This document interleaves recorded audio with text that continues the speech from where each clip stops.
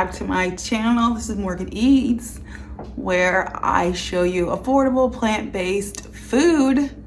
And so I'm just gonna get into what I've been eating this weekend, and I'm just gonna roll that wonderful bean footage, as they say.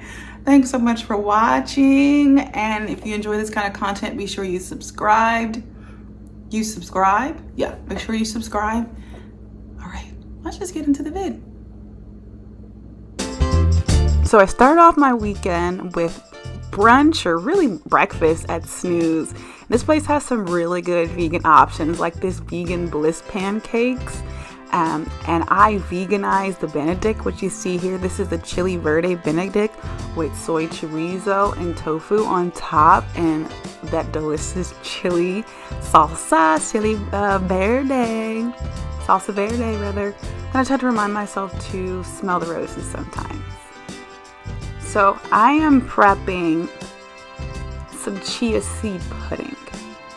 So that is 2 cups of oat milk, and this is half a cup of chia seeds. And what I love about this recipe here, and I'll link the cookbook so you can, plus this cookbook is amazing. I'll link the cookbooks below that I used in this video so you can see the full dig. But what I love about chia seed pudding is it's so simple, and yet it's so good. And it's like it gets better over time because the chia seeds just be eating up the milk. And for a while I thought you had to use coconut milk, but no, baby. I mean, if you wanted it to be a little bit more full fat, you could use coconut milk, but that's oat milk right there. And you gotta get whiskey. You gotta get whiskey with it. And I honestly added too much vanilla extract because I'm thinking there's nothing else that's sweetening this besides the vanilla extract and the date syrup. So I need something, right? I need something. But if you're familiar with chia seed pudding, you know this chia seed pudding has to go take a good night's rest so that it can firm up. And like I said, the chia seeds just be eating the milk. We're gonna go put her to bed. She's gonna go night-night. And now we are here the next day, and I am ready for breakfast. So I pulled out my chia seed pudding, scooped it in this cute little jar that used to have salsa in it because I like to upcycle. And I think this is like a wonderful alternative to yogurt, especially as expensive as plant-based yogurt can be, or non-dairy yogurt can be. This to me makes a lot, and it's pretty reasonably priced. I love to top mine with berries. So I was using blueberries, and I'm gonna use some raspberries as well, just to make it even more sweeter, because like as I was saying to you, I was very concerned about it not being sweet enough. And then I like to toss in some nuts, which is a little healthy fats. So I'm grabbing my pecans, which I found my pecans. Like, don't you love it when you find stuff in your little pantry or whatever, and you're like, oh, I know that's there. So this is the final product. She is beautiful. Let's move on to the next thing. Okay, now y'all, this right here. Wow. So I am making vegan fried fish. And this recipe is actually from the Eat Plants Bee book from the creator of Slutty Vegan. And once again, I'll leave a link in the description so you can support that author and support that book.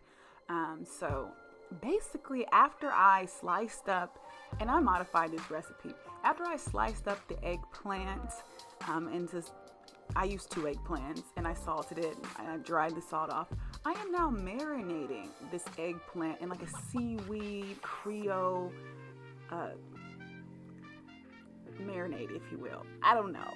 Like, in hindsight, she was extra salty.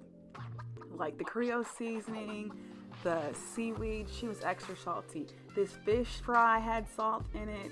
The Old Bay seasoning that's in that mixture right there, and then plus I added some more seasonings too. You see the garlic powder, just a whole slew of other things that I added to this. So I'm definitely going to play with this recipe and kind of make it my own. And that's what I appreciate about recipes. Like, once you make it once, You're like, okay, I got it. Now you can make it your own. And so I'm probably going to continue to try and make this recipe because wow, okay? So right here you see me like just flipping the eggplant just to make sure, because it's coming out of that water bath with the seaweed and the water, as I said, and just the Creole seasonings. And it was sitting in that marinade for probably as long as it took me to go get gas, about 15 minutes. So I want to make sure that the batter is sticking to the eggplant. So that's why I keep tossing it because I just don't want, and I feel like that can happen a lot of times when you're frying food. Like you'll put it in your fryer, your air fryer, whatever, and the batter just flopped everywhere. And then I was also trying to make sure I got all the sides, not just the front and the back, but like all the sides. And so just be mindful of that if you've never deep fried anything, or if you've, never done anything like this since you've been vegan. I tried to make this in the air fryer, but it really just needs to be deep fried. And so that's what I'm doing here. I don't know if I would consider this deep fried, kind of shallow fried, if you will. But this is the final product, and I know I had to make it bougie. It's the next day, and it's actually Easter, and so I'm bringing over some asparagus to share at my family Easter dinner, or more like supper, really. So I brought over some of this asparagus that I roasted with some garlic, minced garlic and olive oil.